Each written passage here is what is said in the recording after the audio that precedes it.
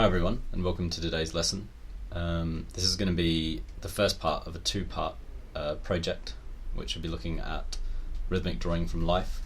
And the idea behind it is that we want to start looking at large sort of compositional lines or gestural lines that flow through the whole subject that we're working from.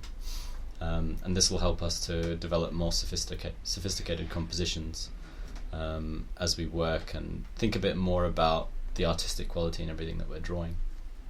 I'm going to be working from this deer skull, but I'd recommend most of you would probably find it easiest to work from a stem with a flower or a branch or some leaves, something like that, something quite organic that's not too that's fairly, say, forgiving in terms of shapes, because mainly what we're trying to look for here are rhythms that flow through the subject. Leaves obviously are great for that, and twigs and branches, they have these nice kind of irregular rhythms, but this skull will be really good for this as well. So the first thing we're going to start doing is spend a little bit of time having a look at the skull and thinking about trying to see if we can decide what the major line or lines that kind of describe the skull as simply as possible could possibly be. Looking at it generally, I feel like there are these two sort of quite dominant curves that come down from the top of the antler to the tip of the snout, and they kind of form a triangle. There are these other sections, sort of the back of the skull curves around a bit as well.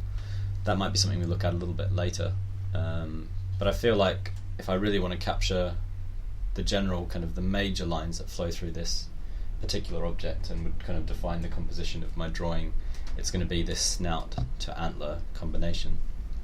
So to begin with, I'm just going to kind of lightly ghost in those two lines. With most of this, certainly the early part of this drawing, I'm happy for you guys to just be fairly loose. You don't have to be super accurate, you don't have to measure. We're not using any measuring implements at all during this lesson. We're just working by eye, and we're trying to just kind of, in as kind of easy and simple manner as possible, start capturing a nice sense of this object. So the first curve I'm going to do is that sort of, it's a little bit straighter, but a sort of outside point from that antler down to the snout.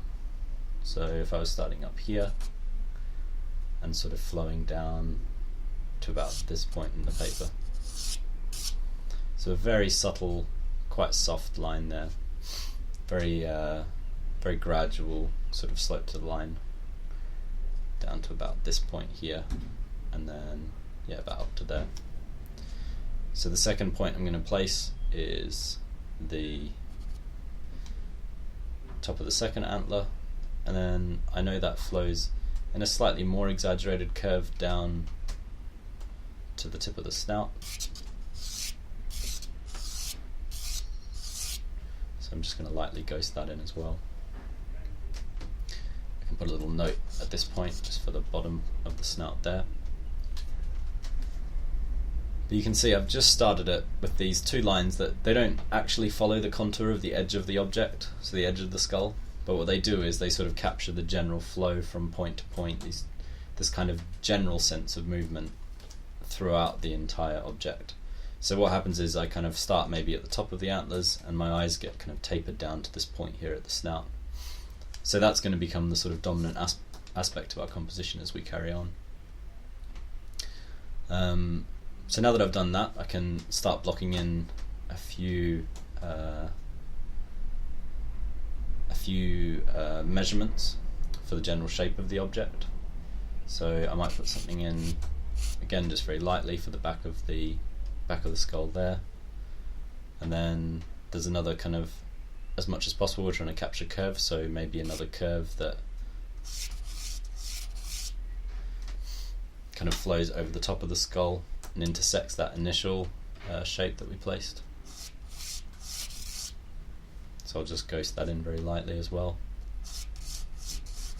maybe drop a little bit lower. So a counter to that curve is this secondary curve that kind of exists due to these teeth that project down at the bottom of the skull. So they kind of flow in this this opposite shape, almost a mirror of that first curve. So you can see this drawing is fairly abstract at the moment. Even though I am trying to roughly match the position of these lines, I'm not too concerned with them looking like the skull straight away. What I'm at first trying to think about what kind of sort of dynamic relationship these lines have to one another, and that's where the rhythmic aspect comes in. So how do they kind of flow against each other? Where's my eye drawn initially? Those sorts of concerns are what we're thinking about. And you can take your time with this part of the drawing.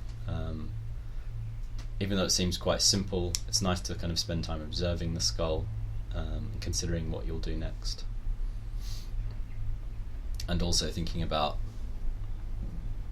secondary rhythms that you might find within these initial placements that you've put down. But yeah, I'm at this point, fairly happy with what I've got loosely blocked in. And I can start finding slightly more detailed secondary curves. So for instance, we might say there's this kind of reverse curve that doubles back from the bottom of the teeth and goes towards that snout, I should say. There's also another curve that kind of doubles back to the back of the skull from the teeth.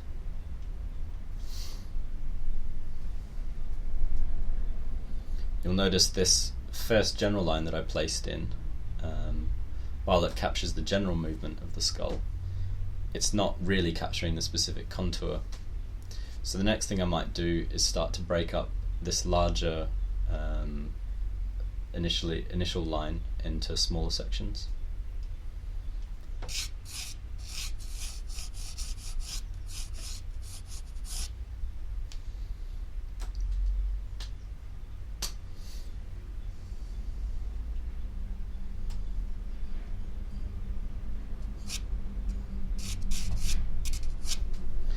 And add a second line parallel to it. I'll then do the same for this portion of the snout, or I guess the front of the head, that actually curves back against the flow that I originally placed.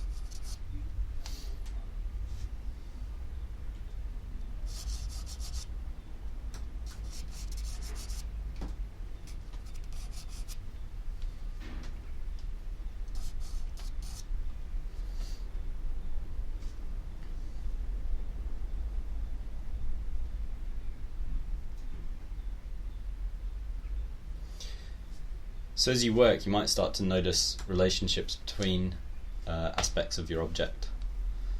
So I've suddenly noticed that the back of the teeth line up roughly in a vertical with the right-hand portion of this front antler. So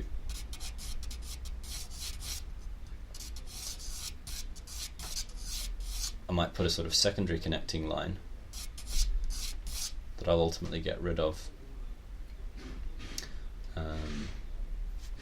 that connects those 2 points together, and then just kind of re-emphasize the bits that are actually going to be present in the drawing.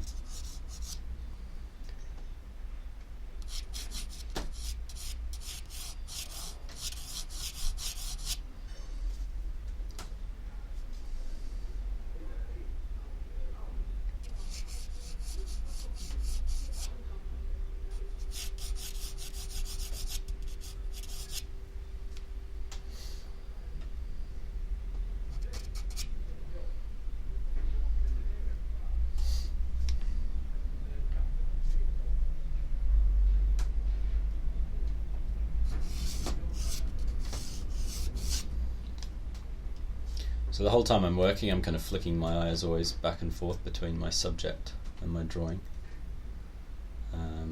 Trying to consider how well I feel these lines are capturing things. It can be quite good to sort of trace your hand over the drawing as you look, you'll start to kind of feel those curves that you're drawing.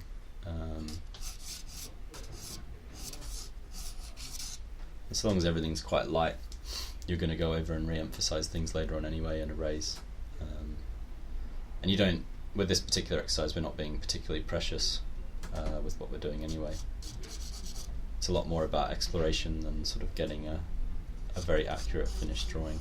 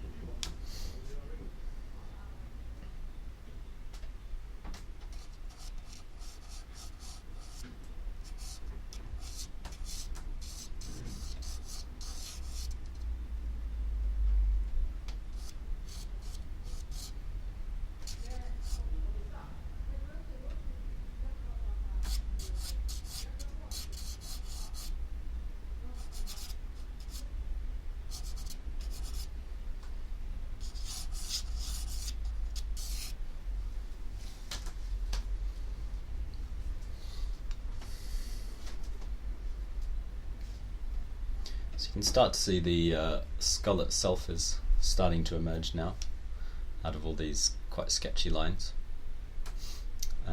which is what you want to eventually happen. So you're kind of slowly, as you're working and thinking about what you're drawing, slowly moving back towards, or moving towards, a fairly accurate depiction. So what I might do now is pick certain aspects of my drawing that line up pretty accurately with the subject itself and sort of re-emphasize them. So I'm going to have a look at these particular curves that are pretty much blocked in, fairly happy with now, down the left hand side of the skull.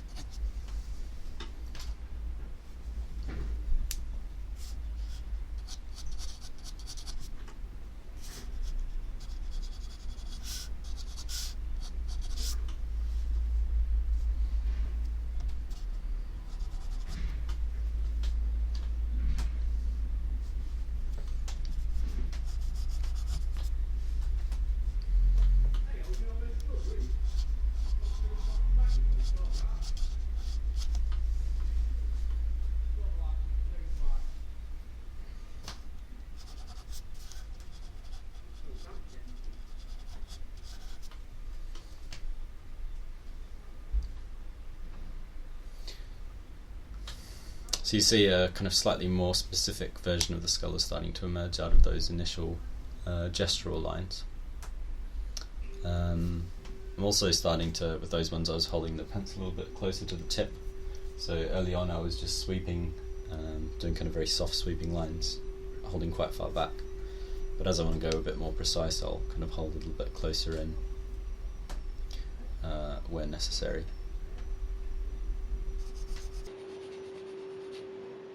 So I'm still going to keep things like these teeth.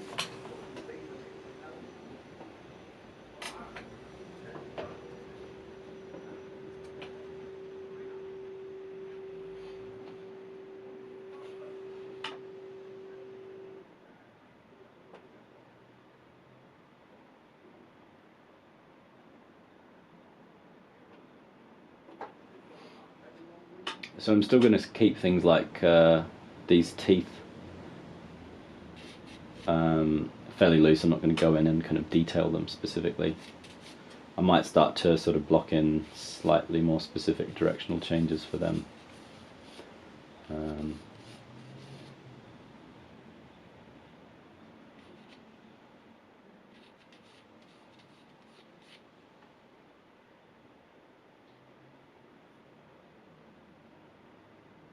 At this point I might also start looking for some internal shapes, because it'll help me sort of check all the relationships elsewhere in the image.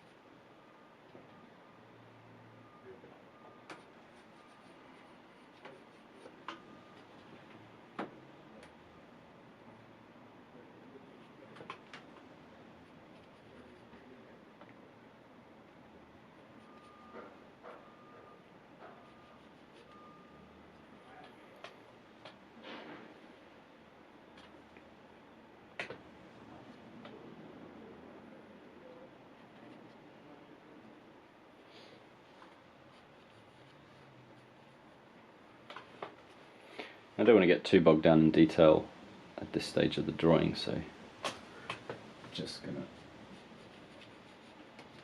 as sort of loosely as possible, block these back sections in.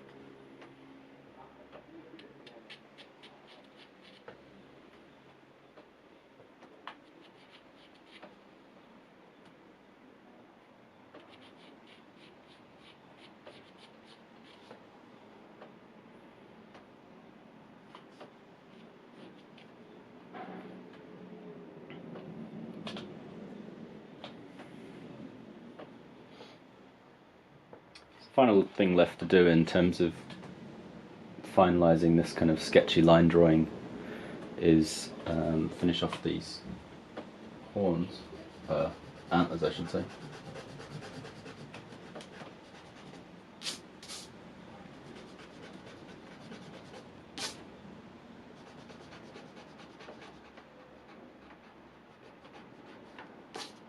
It's also worth at this stage of the drawing just going in and losing some of those initial sketchier lines, as they can start to become a bit distracting. They will remain a part of the image because they basically set up, this sort of curve,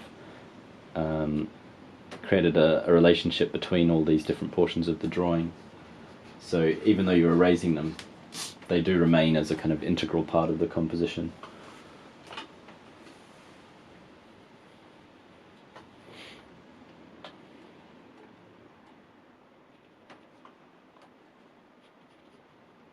So again, keeping things fairly simple. A slight error there.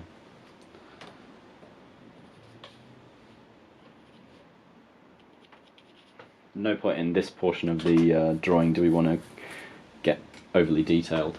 It's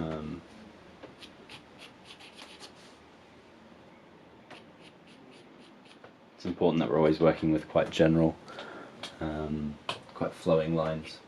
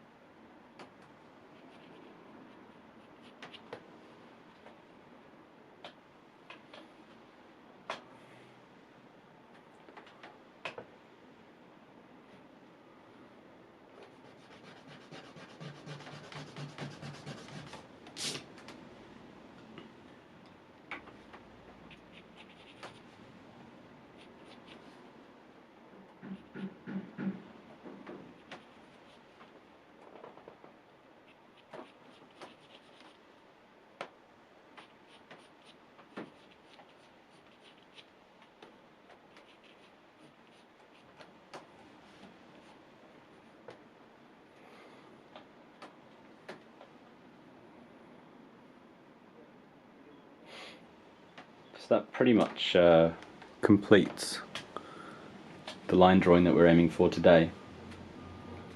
I'd recommend at this point just kind of lightly add a little bit of shading.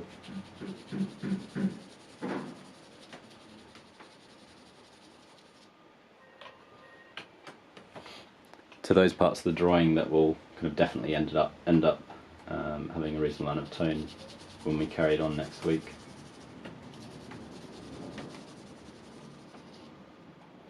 Just allow you to kind of have a look at it a bit more and consider how things have gone.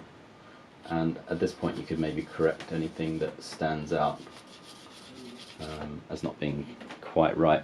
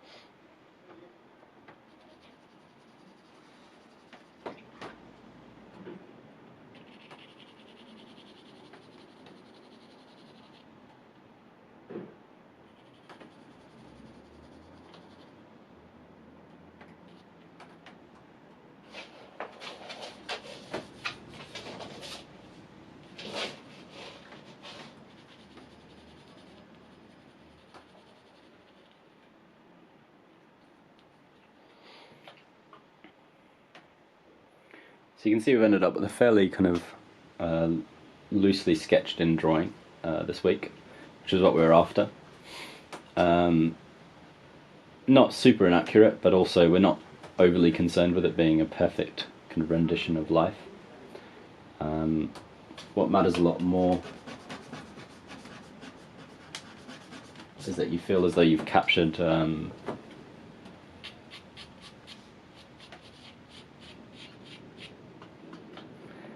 the overall sort of essence of the object and its kind of its particular aspects of it, its shapes and how they flow into one another.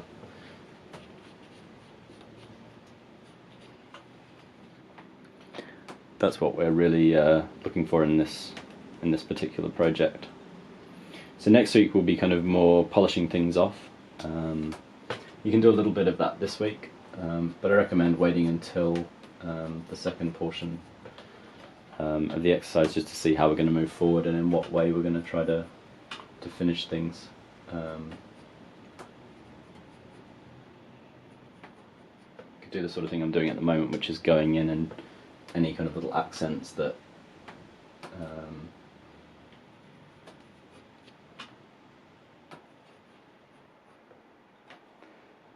that exist in your subject, just to kind of give it a little bit more specificity and a little bit more precision to this stage of the drawing.